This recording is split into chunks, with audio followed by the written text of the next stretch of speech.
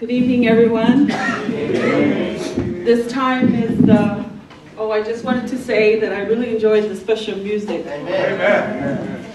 It's always nice to see the young people sing, and it just warms my heart when I come in and listen to the music. It makes me feel different. This time is for the Health Nugget, and because it's a Friday night and it's a Sabbath, I wanted to talk about something pretty light tonight, so nothing heavy. Okay? I wanted to talk about the importance of water. Sometimes we don't realize the importance of water, and sometimes we just drink when we're thirsty. But water has an impact. Excuse me, I have allergies. So this picture here is telling us that if you're washing a sink full of dishes, if you just use 1 cup of water, does it really clean the dishes well? No, it doesn't. It's just like our body. If we just drink when we're thirsty, we don't cleanse all the toxins in our body. So there's body odor, there's odor through our mouth, odor when we perspire. When you don't have enough water, you don't feel good. Sorry, I don't have the clicker tonight. Last Monday, we talked about soda and how soda is the most sold beverage in America. And so a lot of times we rather pick up soda instead of water. Alcohol, there are a few people who will drink alcohol more than water. A lot of times when we go to the restaurants, they will say, what would you like to drink? If you sit there and listen, people will think about it, but they'll always say something other than water. There's in the Bible, as a spiritual feeding, tonight we're getting a spiritual feeding. Amen. It's just like with water, you need to feed your body also aside from your spiritual. It says, therefore, whether you eat or drink or whatever you do, do all the glory of God. Why is water important? Water is very important, just like gasoline is important to a car. If you don't put gas in the car, it doesn't run. So if you don't drink water, you don't function properly. Water is 60% of our water weight, so it's over half. Babies are 75%. So as you can see, the high percentage, our brain is 85% water weight. We really need water. Amen. Drinking water.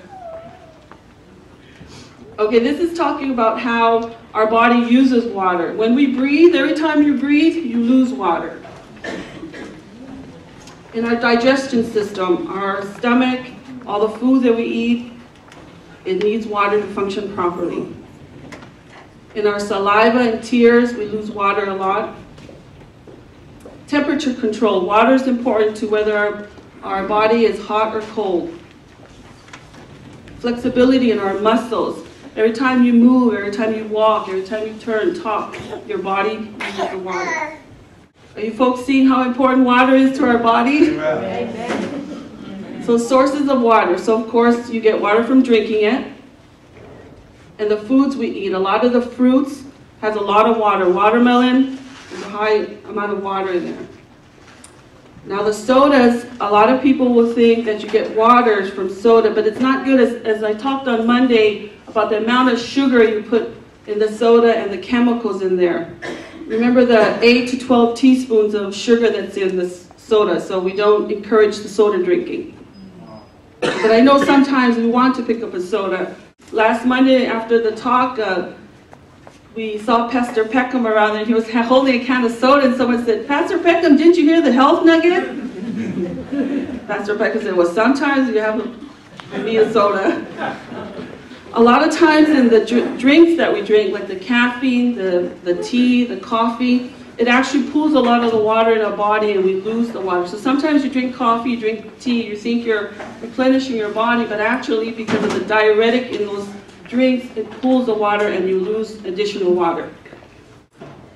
Some of the drinks that we drink in our body, the acid production, it causes too much acid in our stomach, and that's why we have digestion problems, you have heartburn. As I mentioned on Monday, the phosphoric acid inside the soda pulls the calcium, and you lose calcium, so your bones become brittle. Sometimes the types of drinks you choose other than water causes extra calories, and we did touch on that on Monday. And sometimes, like we mentioned before, diet soda, you think you're doing better when you drink diet soda, but some of the sweeteners in the diet soda makes you actually more hungry and you eat more calories.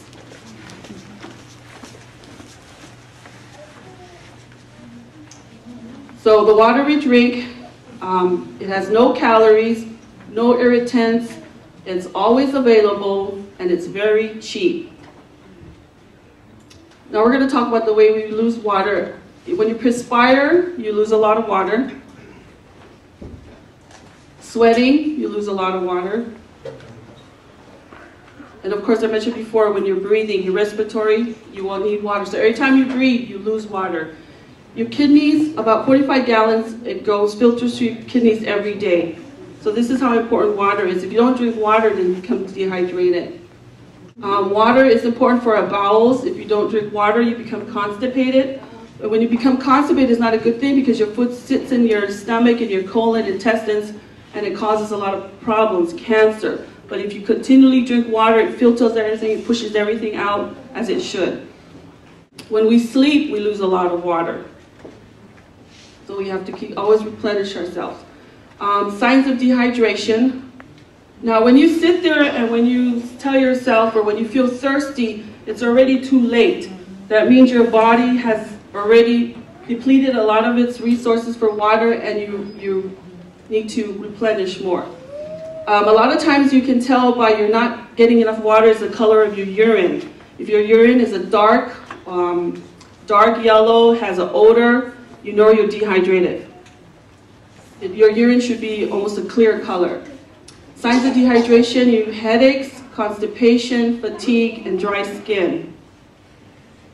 Sometimes when you see dry skin, you think you need lotion, but you actually need water and lotion. By the time you're applying lotion, you're dehydrated.